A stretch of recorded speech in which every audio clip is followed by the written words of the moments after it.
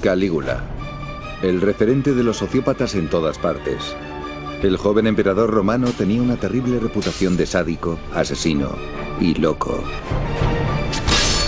El emperador decidió declararle la guerra a Neptuno, el dios de los mares. ¡Es de locos! Se dice que muchas mujeres y niños inocentes murieron porque los tiró por un precipicio. ¿Pero fue realmente tan malo? Recurriendo a los archivos históricos descubriremos al verdadero Calígula.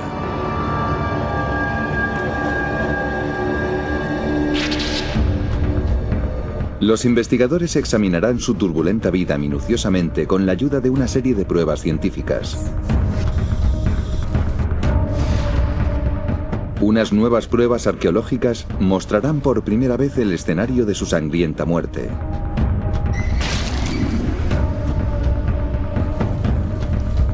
Y uno de los mejores psiquiatras forenses analizará su personalidad.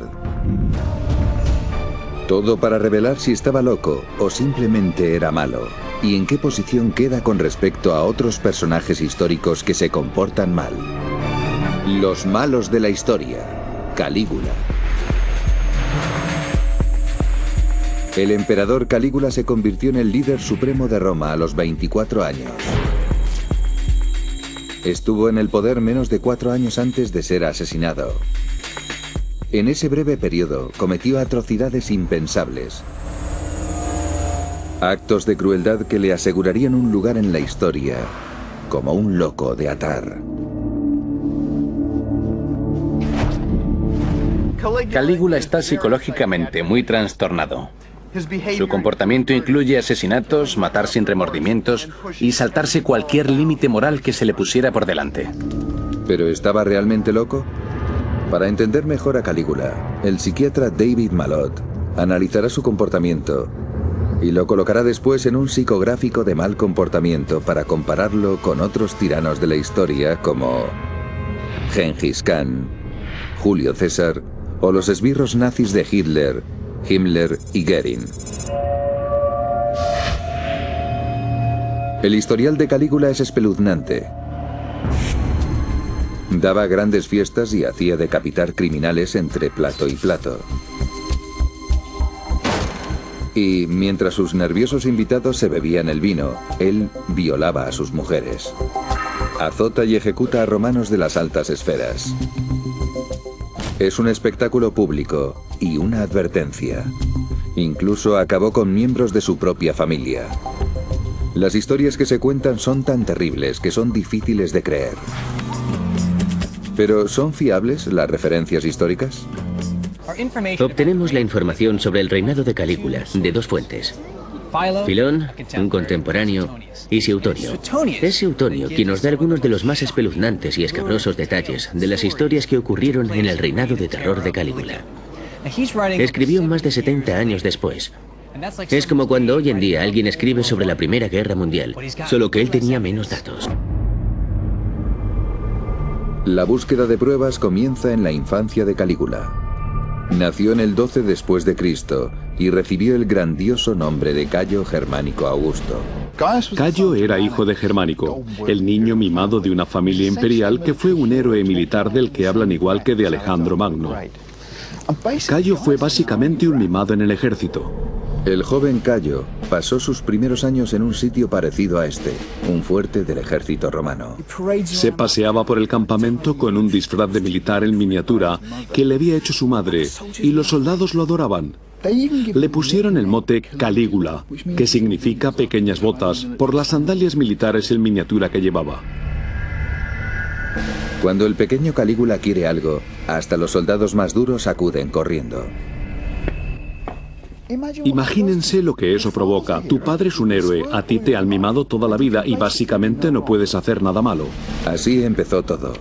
El estudio del Dr. David Malott expone el impacto que eso puede tener en un niño. La infancia de Calígula tuvo un gran efecto formativo en su carácter. Era el mundo al revés. En vez de estar rodeado de adultos, este niño estaba rodeado de gente que se arrodillaba ante él, que le decía que no podía hacer nada malo, sin ninguna guía moral. No era un niño, Era un general. Claramente no es un buen comienzo. Y fue de mal en peor. El Imperio Romano está bajo el mando de Tiberio, un viejo canalla cruel y depravado. Es una versión temprana de Stalin, incluso tiene una policía secreta que investiga a cualquiera que suponga una amenaza, real o imaginada. Y tienen en el punto de mira a Germánico, el padre de Calígula. No hay que olvidar que Germánico es un héroe de guerra que significa mucho para los romanos. Y también es el siguiente en la línea de sucesión al trono. Por otra parte, Tiberio es un hombre retorcido y poco popular. Y es tan paranoico que sospecha mucho de Germánico. Calígula tenía solo 7 años cuando su padre enfermó de forma repentina y murió. Todo era muy sospechoso. Se dice que Tiberio lo envenenó, pero no hay pruebas. Si hubiese sido un asesinato, hubiese tenido un fuerte efecto psicológico sobre Calígula. Ahora la ciencia moderna puede responder a esta pregunta.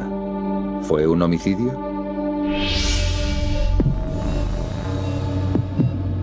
El toxicólogo Timothy Erickson ha revisado el archivo histórico y ha encontrado 2 pruebas vitales. Un simulador robótico nos ayuda a explicar su análisis. Sabemos por los informes de Germánico que tenía unos eczemas rojizos en la piel.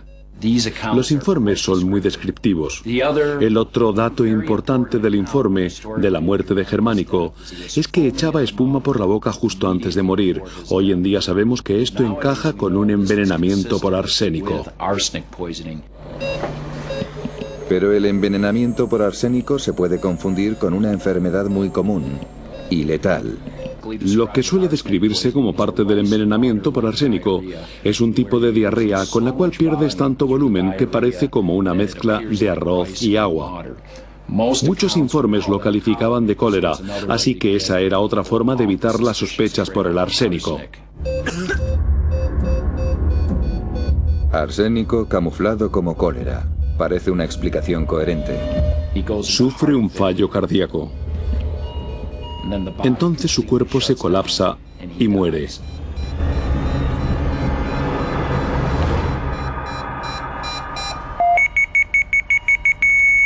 Nadie, incluido Calígula, cree que Germánico muriese por causas naturales. La muerte de Germánico tuvo un gran efecto sobre el joven Calígula. Ve morir a su padre, un gran líder militar. Esto podría ser la causa de su visión fatalista y quizás algo nihilista del mundo. Mi padre fue grande, murió joven. Yo encontraré el mismo destino.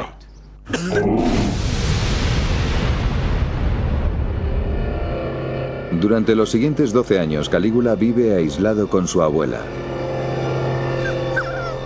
No hay nada escrito sobre este periodo de su vida.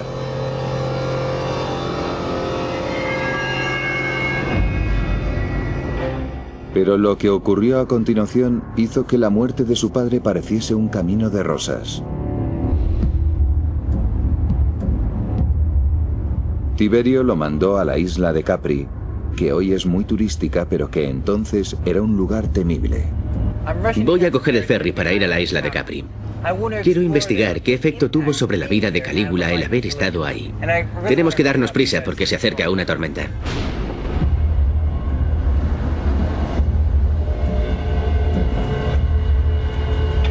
Capri está a unas 130 millas de Roma en el mar Mediterráneo, y eso le daba a Tiberio cierta protección frente a los ataques.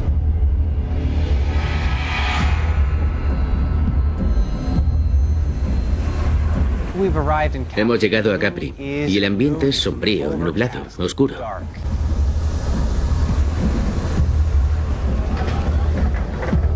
Como la guarida de cualquier villano, el palacio de Tiberio está en el pico más alto y más inaccesible de la isla.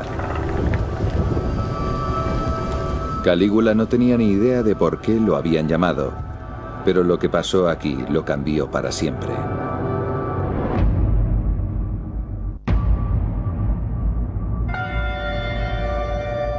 A los 19 años, Calígula llegó a la isla que servía de escondite al temido y depravado emperador Tiberio. Calígula no sabía por qué lo habían hecho llamar.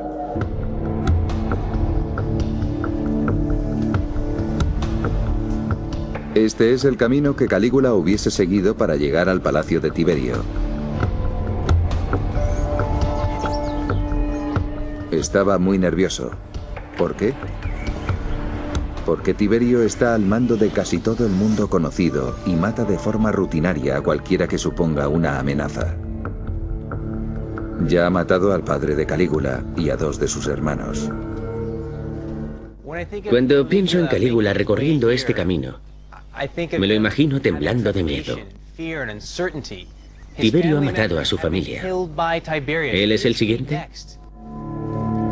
Hoy solo quedan las ruinas, pero lo que vio Calígula era una gran fortaleza. Es un lugar de pesadilla, escenario de impensables atrocidades. La sociedad romana es violenta y muy gráfica. La gente está acostumbrada al circo. Está acostumbrada a que se ejecute a los criminales condenados. Aquí, Tiberio puede hacer lo que quiera. Las historias de este ermitaño, de esta especie de Howard Hughes, son fantásticas. Es un hombre viejo, depravado, sucio y retorcido. Y Calígula se encuentra en Capri, atrapado. No hay salida. Solo el emperador puede dar permiso para entrar y salir. Calígula recibe una lección magistral de depravación. Calígula tiene que adaptarse a todo lo que ocurra en esta villa. Como los malos de las películas, a Tiberio le gusta matar de forma creativa. Estoy en lo que se conoce como el Salto de Tiberio. Está a más de 300 metros sobre el nivel del mar. Se cuenta que desde aquí, Tiberio lanza al vacío a los criminales condenados, a la gente que no le gusta.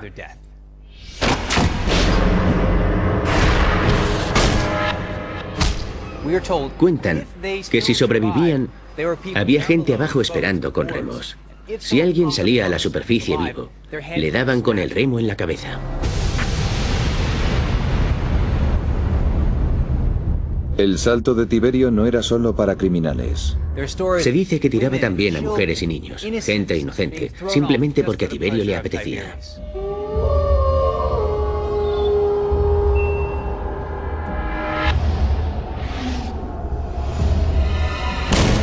Calígula presenció todo eso. Incluso para los sanguinarios romanos, asesinar a mujeres y niños es pasarse de la raya. Según los historiadores, hay más, mucho más.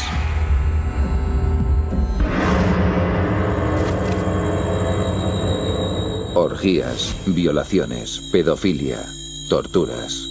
Todas las perversiones posibles. La historia cuenta que Calígula se abandonó a sí mismo y participó en todo tipo de perversiones sexuales y actos horribles. Capri tuvo un profundo efecto en Calígula. Aprendió que la vida no vale nada. Aprendió que el propósito de la vida es el puro placer. Y aprendió a combinar el mero placer con la violencia. Calígula se hundió aún más en este retorcido estado mental. Empieza a identificarse con Tiberio. Quiero ser como Tiberio. Él quiere ser Tiberio, el hombre que mató a su familia y ahora lo tiene atrapado. Es una versión temprana del síndrome de Estocolmo. Calígula se identifica con la bestia.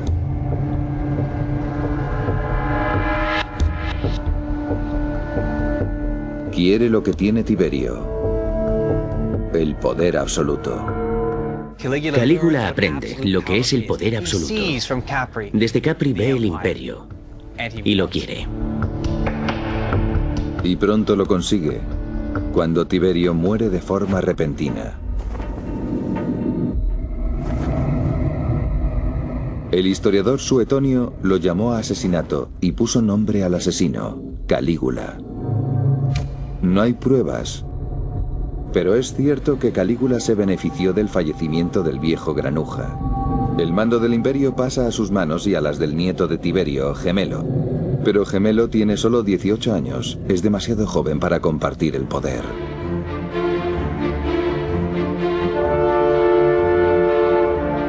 Año 37 después de Cristo. Calígula tiene 24 años y el mundo en sus manos. Tiberio ha muerto. Calígula es ahora el emperador. Se dirigió hacia Roma por este mismo camino, la Vía Apia. La gente salió a la calle, estaban emocionados, exultantes. Estaban esperando un nuevo comienzo a su nuevo emperador. Lo primero que hizo fue distanciarse del temido Tiberio. Calígula se dirigió al foso, donde quemó los archivos secretos de Tiberio sobre los ciudadanos romanos. Ese fue un gran momento. Fue un nuevo comienzo, y a la gente le entusiasmó este gesto. Ni se imaginaban que Calígula tenía copias de esos mismos archivos.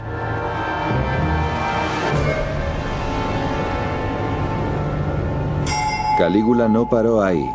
Complació a las masas. Compró su aprobación.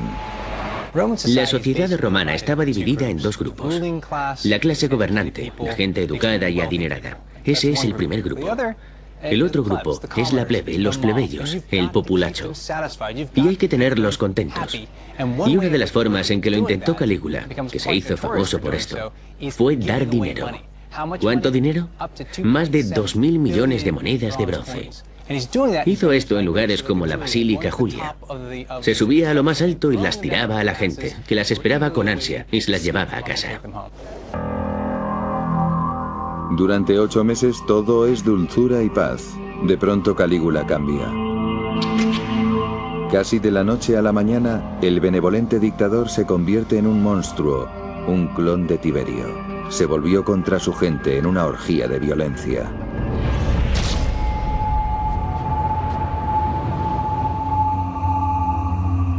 Calígula dio un gran banquete como emperador. Normalmente hubiese sido un gran evento social. Pero con Calígula, en las celebraciones, frente a los invitados, hay atrocidades, hay muertes. Y hay sangre sobre el mantel. El historiador Suetonio cuenta que fue a peor. A veces retiraba a las mujeres de invitados importantes, se las llevaba, las violaba y las llevaba de vuelta al banquete para comentar el acto sexual. Era increíble. Creía que podía irse de rositas y estaba en lo cierto. Calígula abusa de la igualdad de oportunidades. Los romanos de la alta sociedad que se cruzan con él son golpeados, torturados y asesinados en público. Ni el sanguinario Tiberio fue capaz de llegar tan lejos. ¿Hay algo de verdad en todo esto? Una historia cuenta que Calígula cambió las normas de los juegos de gladiadores. Los gladiadores eran divididos en varios grupos dependiendo de la armadura y las armas que usasen. La gente seguía a los gladiadores como hoy se sigue a los equipos de fútbol. Los gladiadores favoritos de Calígula eran los tracios, que llevaban una armadura muy ligera. Normalmente los hacía combatir contra los murmillos, que llevaban más armadura. Las normas son las normas, y durante 300 años ningún gobernante romano se ha atrevido a interferir. Sería como cambiar las normas de la liga de fútbol. Todo el mundo te odiaría. Pero cuenta la historia que Calígula quiere combates más largos y sangrientos con más sufrimiento. Así que ordena que uno de los gladiadores lleve menos protección. ¿Funcionaría? ¿O moriría antes el gladiador menos armado?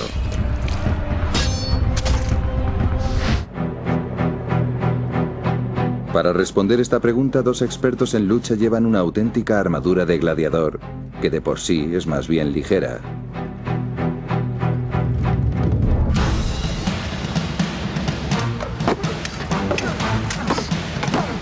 El médico militar, Fred Galven, está cerca para atender las heridas. Vale, lo que vamos a hacer es quitarle la protección del brazo a este gladiador.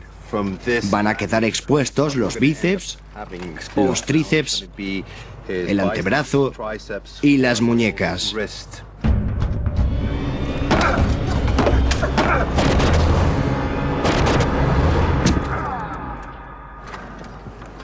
Ese hubiese sido un corte feo.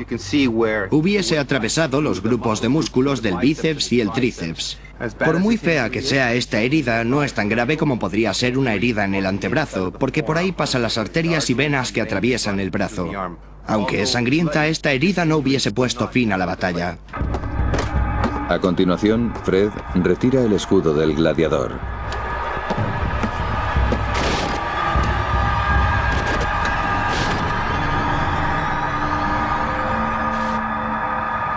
Este ha sido un corte superficial en el abdomen. No se ha dañado ninguna estructura vital, como el hígado que está aquí o el bazo que está en esta zona. Los pulmones, situados en los laterales del pecho, y el corazón en la zona central, tampoco han sido afectados. Ha sido un corte superficial de los músculos abdominales y podría seguir luchando. Probablemente los tracios podrían matar a sus rivales en cualquier momento, pero si no ofrecen el sangriento espectáculo que Calígula quiere, el emperador no les dejaría dejar la arena con vida. El mal comportamiento de Calígula le sale solo. La cuestión es, ¿qué fue lo que le convirtió en un monstruo despiadado? Las fuentes históricas lo atribuyen a una misteriosa enfermedad. Ahora, la ciencia médica moderna revelará la verdad.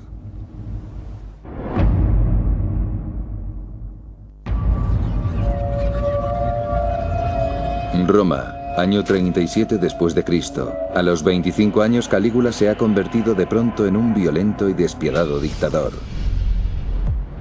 2000 años de fuentes históricas atribuyen este cambio en su comportamiento a una misteriosa enfermedad.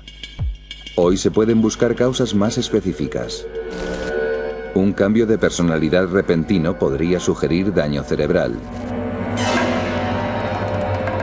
Los romanos veían esto como un castigo de los dioses. La neurología moderna señala como culpable al licencioso estilo de vida de Calígula. Los principales sospechosos, el alcohol y el sexo. El herpes, una enfermedad de transmisión sexual, puede provocar una encefalitis que daña el cerebro. La encefalitis provocada por el herpes ataca a los lóbulos frontales, que están relacionados con la expresión de emociones y la represión de impulsos. Un daño en el lóbulo frontal puede provocar un cambio de personalidad. Un comportamiento muy extremo y emocional, periodos de extrema euforia, de extrema tristeza, comportamiento poco oportuno, comportamiento sexual inoportuno, comportamiento agresivo, violento contra otros. El comportamiento de Calígula cuadra a la perfección con la encefalitis. Pero hay un problema. Incluso con la medicina moderna, el 75% de los pacientes con esta enfermedad muere. Hace 2000 años, las posibilidades de Calígula de sobrevivir hubiesen sido incluso menores. Entonces, si no fue el herpes, ¿qué pasa con el alcohol? Se sospecha de algo muy romano, porque este no es un simple caso de intoxicación etílica. El posible culpable es un edulcorante llamado de frutum que los romanos añadían al vino. Hacían un vino seco que probablemente no estaba tan bueno en comparación con la tecnología moderna.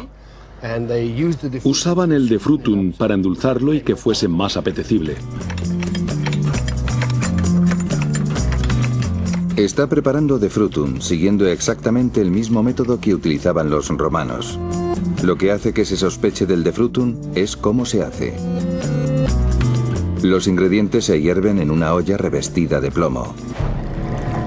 Creían que si lo servían en una olla de latón, se estropearía el jugo que cocinaban. Los romanos no conocían los peligros del plomo. Entonces la cuestión es, ¿cuánto plomo contenía el de frutum? Un análisis químico nos dará una respuesta. Es increíble porque, que yo sepa, nadie ha analizado su contenido en plomo después del proceso. Por aquel entonces, les gustaba el sabor del plomo. Era como echar sirope de chocolate en la comida. Analizan la muestra en un espectrómetro de masas y comparan los niveles de plomo con los de un vino actual. Los vinos actuales, el vino que nos llevamos a casa, debe tener menos de 200 partes por billón. Eso es permisible. Si es inferior a 200 se puede vender. Veamos el de Frutum. Vaya, 29.000 partes por billón. es muchísimo. Tiene muchísimo plomo, es alucinante. Sabía que iba a ser un nivel elevado, pero no sabía lo alto que sería. Y sinceramente, son mucho más altos de lo que esperaba. Así que hay una cantidad más que suficiente de plomo como para causar una intoxicación crónica. Cuando el paciente sufre realmente una intoxicación o un envenenamiento por plomo, es cuando empieza a apreciarse la personalidad alterada, el delirio, la confusión. Si pienso que podría haber causado los cambios de personalidad y el comportamiento radical de Calígula, sí. Pero Calígula no era el único romano que bebía vino. No sería extraño que muchos se intoxicasen por plomo. Un informe histórico aporta una explicación. Filón escribió que después de hacerse con el poder, Calígula empezó a beber mucho. Demasiado hasta para un romano. El plomo se sumó a su ya de por sí perturbada personalidad.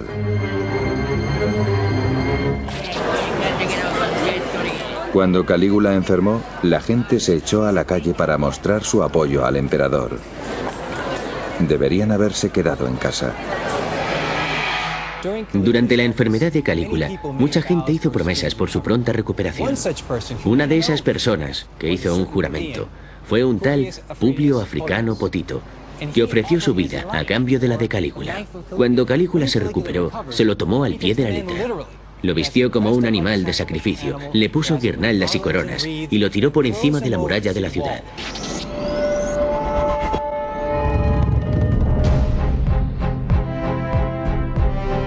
Hecho esto, Calígula se centra en Gemelo, su cogobernante. Calígula se da cuenta de que Gemelo está más cerca que nunca del trono. Es su cogobernante, aunque él era el favorito de Tiberio. Debe ser eliminado. Calígula acusa a Gemelo de traición. El castigo correspondiente es la muerte.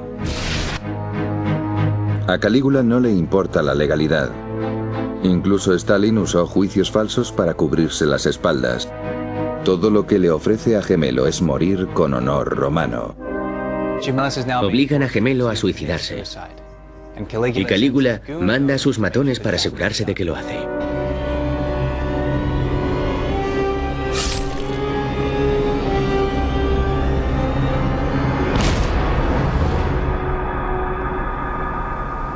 ¿Qué le pasa a este hombre en la cabeza? El doctor Malot cree que es un caso grave de narcisismo. Se ve a sí mismo como una figura grandiosa y omnipotente. El peligro de una personalidad narcisista es la incapacidad de tratar a los demás con empatía. Es como una especie de película de terror antigua.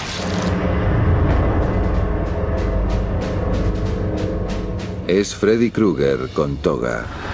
Está tan descontrolado que reta a los mismísimos dioses. En tiempos romanos eso estaba muy mal visto, pero a Calígula no le importa nada. En el corazón de la antigua Roma está uno de sus edificios más venerados, el templo de Castor y Pollux. El historiador Suetonio escribió que Calígula convirtió este lugar sagrado en la entrada principal de su palacio.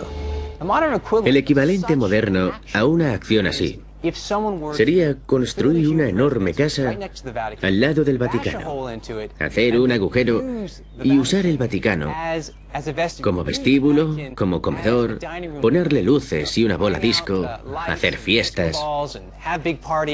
Es así de absurdo. Estaba así de loco. Es una atrocidad tan grande que los historiadores no se lo creían. Pero en 2003, Darius y su equipo descubrieron la verdad.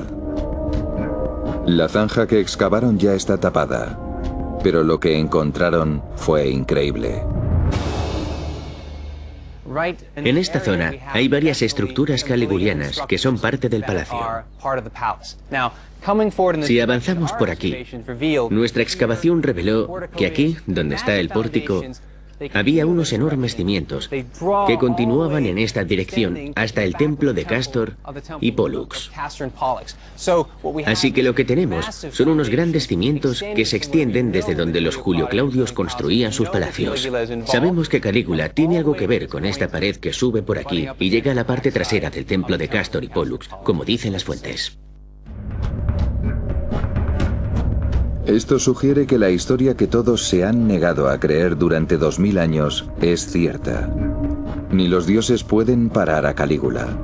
Ahora está a punto de embarcarse en un viaje que, según las fuentes, indica algo peor, que Calígula está loco de remate.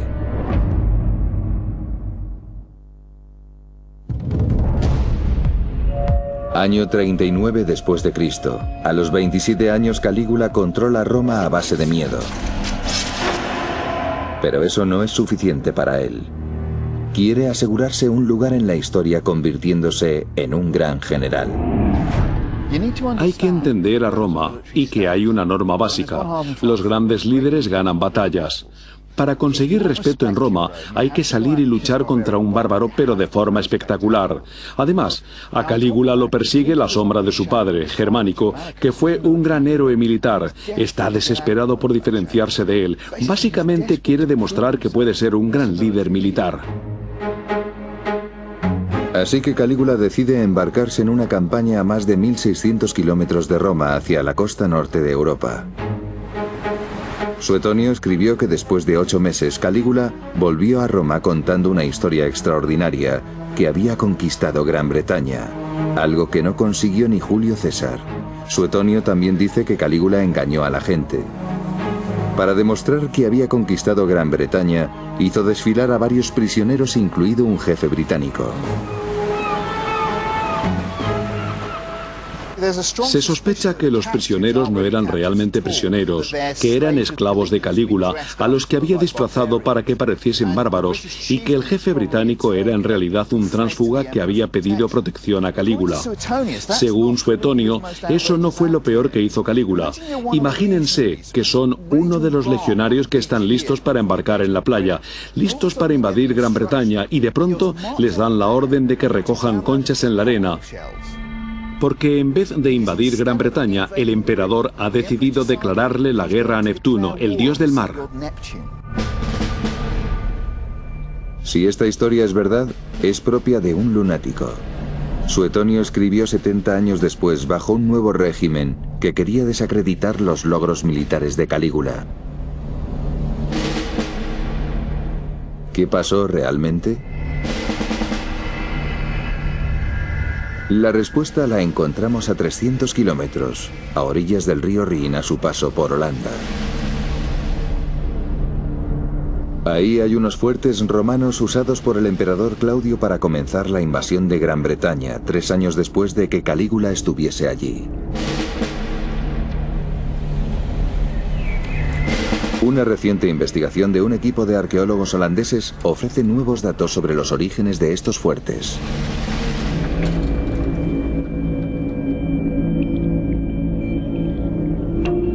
El equipo estableció la edad de la madera del fuerte por medio de los anillos de crecimiento de los árboles. Esto se llama dendrocronología. Cada trozo de madera tiene un patrón único, una especie de código de barras. Sabemos de la secuencia de esta especie de códigos de barras desde el año 6000 a.C. hasta el presente. Solo hay que comparar el código de este trozo en concreto con la secuencia conocida. Hemos averiguado que data del año 40 después de Cristo, más concretamente del invierno de ese año. El proceso es tan preciso que confirma que los fuertes se construyeron justo cuando Calígula estuvo aquí. No fueron construidos por Claudio.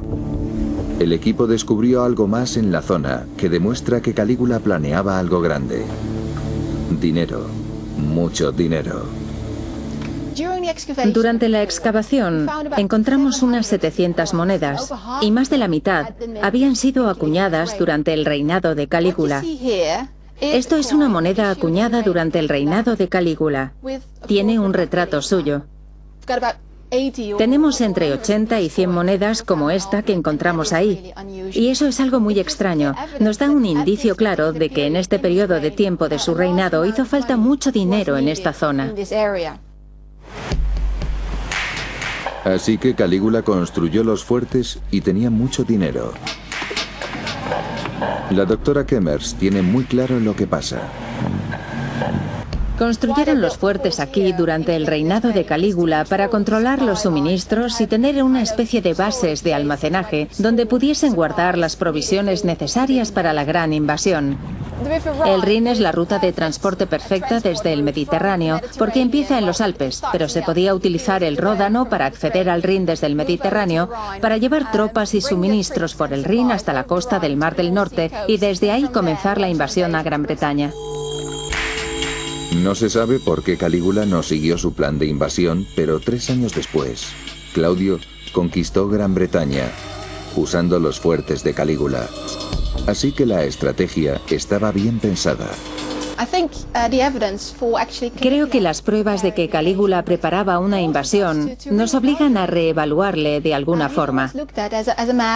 Siempre se le ve como un loco, y su plan de invadir Gran Bretaña se consideró poco fiable. Algo importante ocurrió durante su reinado. No fue un desastre total. Pasaron cosas de verdad, cosas importantes. No todo eran acciones de un loco. Calígula no estaba loco. No era un psicópata. Era capaz de planificar, dirigir y ejecutar un complicado plan militar. Esto fue un esfuerzo motivado por un objetivo. Y en la locura no se ve ninguna motivación.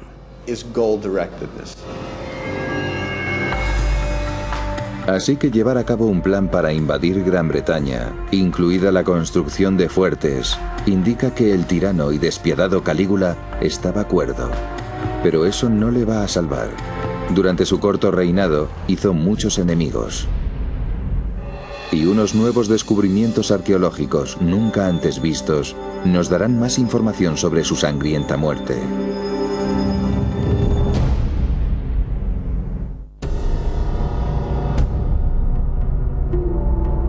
Calígula tiene 29 años. Ha gobernado Roma durante menos de 4 años y está descontrolado. Nadie está a salvo de su sangrienta violencia, ni siquiera los que han jurado protegerle. La Guardia Pretoriana. Las fuentes antiguas cuentan que Calígula abusaba de su guardia pretoriana. Se burla de uno porque tiene voz de pito, se acuesta con la mujer de otro. Es todo una locura. Se trata de la gente que le cubre las espaldas, los que le protegen. Calígula está pidiendo morir.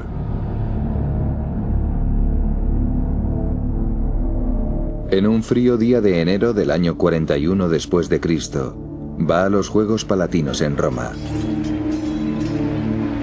Una masa de gente llena el teatro y se extiende por las calles. La atmósfera está cargada.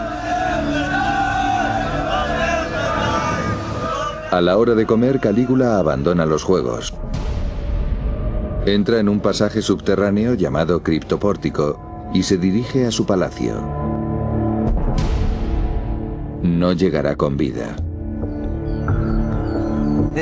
Este tipo de pasajes subterráneos conectaban en un momento cualquier punto del palacio con otro. Esto se ha descubierto hace relativamente poco. Durante casi 2000 años, estos pasajes se habían perdido. Los arqueólogos los descubrieron en 2006. Esta es la primera vez que se permite la entrada a las cámaras. Los primeros pasajes descubiertos se construyeron después de los tiempos de Calígula, pero según fueron avanzando, hicieron un hallazgo que lo cambió todo. Esta es una de las excavaciones más recientes. Y aquí hicimos un descubrimiento muy importante. En esta tubería pone Tiberio Claudio César Augusto. ¿Quién es Claudio? El sucesor de Calígula. Nos acercamos cada vez más a la realidad de Calígula. Este es un documento muy importante que ha hecho que los arqueólogos estén replanteando la fecha de este complejo.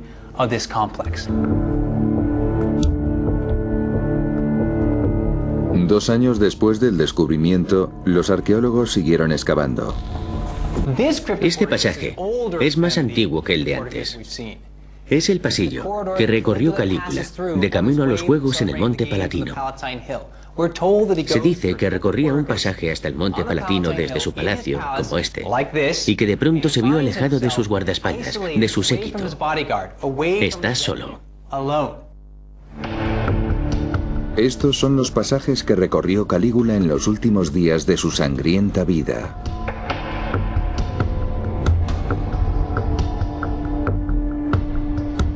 Escondidos, le esperan 2 guardaespaldas, Casio Querea, del que se había reído Calígula, y Sabino, a cuya mujer había violado. Aquí es donde atacaron los conspiradores. Casio Querea y Sabina salieron a su encuentro y lo atacaron. Calígula murió en el suelo, en un charco de sangre. Calígula ha sido emperador durante 3 años, 8 meses y 10 días. Solo tiene 29 años. En ese breve periodo de tiempo, los romanos pasaron de adorarle a odiarle. Vivió por la violencia. Disfrutaba viendo cómo morían mujeres y niños. Hizo los ya de por sí sangrientos y crueles juegos de gladiadores aún más sangrientos. Violó y asesinó. ¿Dónde lo coloca un comportamiento así en la escala de los tiranos psicópatas? Aunque puede que Calígula matase por poder, casi siempre lo hacía solo por entretenerse. Su comportamiento psicopático coloca a Calígula en el extremo opuesto de la escala con respecto a asesinos calculadores como Julio César o Gengis Khan. Para ellos, matar era algo necesario para conseguir sus objetivos. Estaría alto en la escala de psicópatas. El hecho de que matase sin remordimientos, sin sentimiento de culpa, y la incapacidad de ver a los que lo rodeaban. Este hombre era un psicópata frío como un témpano. Pero hay otro aspecto vital de la personalidad de Calígula que lo diferencia de otros: su extremo narcisismo. Era muy narcisista. Era muy engreído. No tenía ningún tipo de empatía con los demás. Necesitaba que lo adulasen. ¿Qué personaje histórico tiene una personalidad similar? Yo diría que alguno de los esbirros de Hitler, como Himmler o Goering, por su forma de combinar su enorme narcisismo y su tremenda autoestima con la psicopatía y la falta de remordimientos cuando moría gente. Cuando se mezclan las tendencias psicopáticas con una gran dosis de narcisismo, se obtiene una de las personalidades más aterradoras de la historia. Más aterradora aún porque Calígula era frío y calculador.